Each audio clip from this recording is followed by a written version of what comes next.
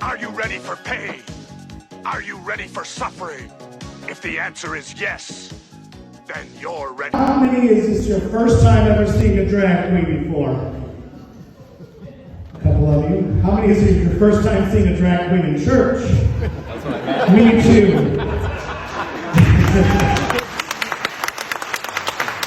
Me too. You know, today I'm not going to be passing judgments or speaking ill of any person or a religious group, a church, anything like that. I'm just going to be speaking from my heart about the things that I've gone through and that I've faced that actually has made me who I am today, a proud gay Christian man. And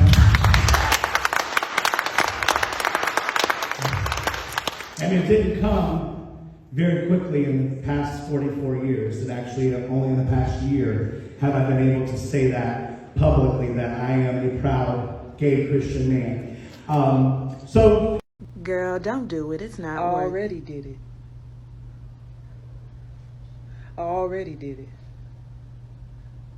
it. Message for everybody who wants to be an anti-racist ally. Your allyship should not be founded through violence. It should not be founded through popularity or making yourself seem like you're woke. Allyship needs to be genuine. It's not just about you. I think I know my kid more than anyone. Hold on, I'm gonna have to call you back. Brittany, Jessica, come here right now. Yeah? Why are you in my room? It doesn't say he on your birth certificate. I know, I'm trans. Oh me, oh my. I'ma need a minute. I told my mom. Is she in LA? I don't know, she almost fainted. Let her process. Just like make her a turkey sandwich. A sandwich won't solve my problems. You'd be surprised. Hey mom, made you this. My favorite. Thanks, Sugar Plum. Sorry I didn't tell you sooner. Now, I want you to feel comfy talking to me. Yeah, same. I'ma do some research on the internet. Make sure I support you in the best possible way. Love you, baby doll. What is something people are not ready to hear?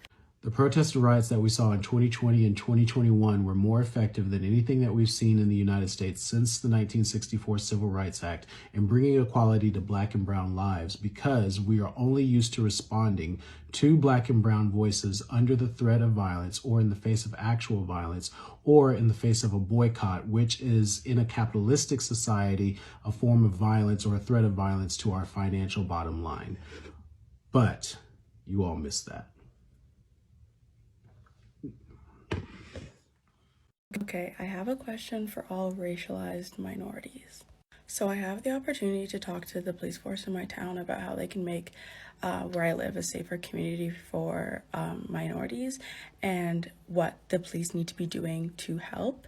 I just wanted to get the insight from other BIPOC people. What do you think that the police in your area need to be doing? What is something that you wish police officers would know that you don't think that they typically would understand? What is something that the police officers in your area could do to make you feel a lot safer where you're living? And if you have any advice about how I can structure it or how I can talk to the police officers about this, I would be very happy to hear anything. I do want to make this presentation as interactive as possible so they're able to engage with what I'm saying, but I also do want to make it informative and I just want to be able to help them. At the end of the day, I would love to see that system abolished, but until we're at that point, I just want to help to make them more anti-racist. So I'm having a realization from that last video that I'm feeling a little like, I guess, embarrassed that I'm literally just now putting it together. But like, as a white person, if I deny racism, like if a person of color says, hey, I think you were accidentally a little racist here, and I say, oh my gosh, no, it wasn't about that. It was about this other thing. It wasn't racism. Do I really think I'm talking a person of color out of their experience by saying, oh, I wasn't racist? You think that that person of color is walking away thinking, oh, okay, well, I guess I was wrong. No. This is the really icky part. The only reason to deny racism is to save face with other white people. Ew. That's real.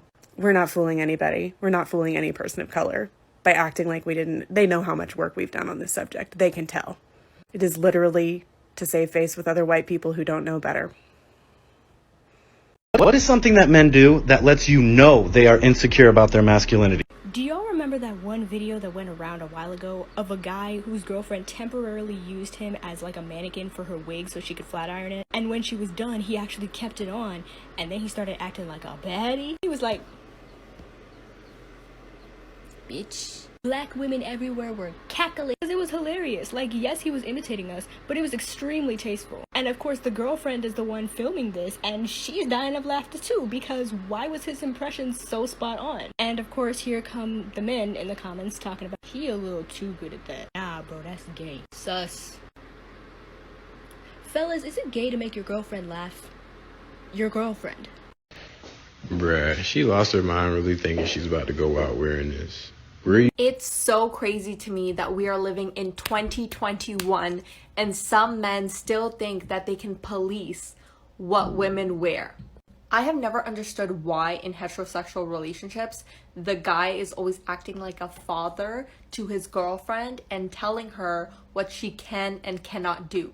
Why is the phrase, yeah, I don't think my boyfriend will let me wear that, so normalized? Ladies, if you are watching this, just know that if your partner ever tells you what you can and cannot wear, it is a huge red flag. Like, just run. Get out of there. Get out of that relationship ASAP. Did you need something? What are you doing? Getting dressed? Your shirt is pink. What an astute observation. Yes, it is. It goes great with... You can't wear pink. People will think you're gay or that you want to be a girl. I don't know which one's worse. Why would people think that? Pink is for girls, dum-dum. Says who? Says me. And I'm in charge. Oh, well, I don't really care what you say or what other people think because gender norms are stupid. What? Since when do you think that? Since I got a therapist. You got You got a therapist? Yeah, I was struggling with mental health and originally it was the last resort, but it's been really helping me. Can you please stop talking about your feelings? Oh, and I did a face mask for the first time last night. It was awesome. Alright, well, I have to get to dinner now. I think I'm gonna order a fruit cocktail. You are not a real man!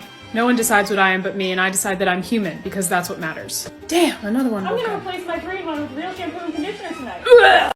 I have a question for bisexual people. Namely the bisexuals who appear straight and complain that that stops them from dating who they want to date. I don't know. What is stopping bisexual men from dating bisexual women? Or bisexual women from finding other bisexual, like, what stops you all from just being with other bisexuals? Before anyone comes to me, I am also bisexual. I'm non-binary, trans. But I namely see cis people complaining about the woes of being bisexual.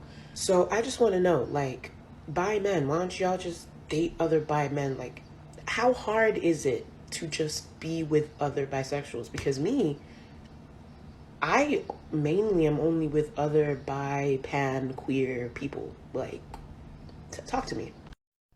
Right, by now you would have all probably seen this video of this woman, Ms. Walker, who has decided to racially abuse, insult, push and numerous other things on this gentleman, including spitting at him. But it's the racial abuse that we're going to go on this one. So not only has her grandma, I believe, come out and said, oh, she's not a racist, she was just drunk, implicating that she should be forgiven because she was just drunk. Remember, she didn't just racially abuse him once, there was numerous times she racially abused him, and then she went back to do it again. Now she's claiming you should watch the whole video. I think this enough is to get a bit of a grasp of the situation. She was asking him to do something that was out of his job remit. Also, he'd asked her to leave and she was unhappy. And people are going, but she's really pretty, don't do it. Oh, she was drunk. Yeah, we can all use justifications, we were drunk, but at the end of the day, she broke the law numerous ways here. And I understand she's been arrested. And I want to see how this plays out because she is a pretty young girl and I hope she learns from this. And there are ramifications of what she's done. So let's see how it works. When I'm at work, I say things like equity, diversity, inclusion. Or like diversity, inclusion, equity. That way, the one racialized person in the room knows I'm one of the good ones. So you realize she isn't suggesting that this was like written on the chalkboard after the Pledge of Allegiance, right? It was a subtle, it's so subtle and the air is so permeated with systematic racism that we do not even see it or recognize it. I continue to get comments like yours in this thread, most of which I just ignore, but obviously I think there is a real lack of understanding of what racism is. It isn't just, it's obviously, yes, bigotry and name calling and hateful speech, but it isn't just that. Racism is much more subtle to most of us. And that's what we're talking about in the school system. There is this systematic way in which history is presented to keep white men especially, but white people at the center. And that's the point of this conversation. If you kick every Latino out of this country, then who is going to be cleaning your toilet, Donald Trump? Oh, that's no. In the sense that, you know what I mean? Like, but I'm saying there's more jobs to be in LA. Back again. Once he go black, he'll be back again. Tell him that it's crunch time. Yes, I caught Mad Chanel and Mad Javin. She did it again. Imagine them about to these mad again.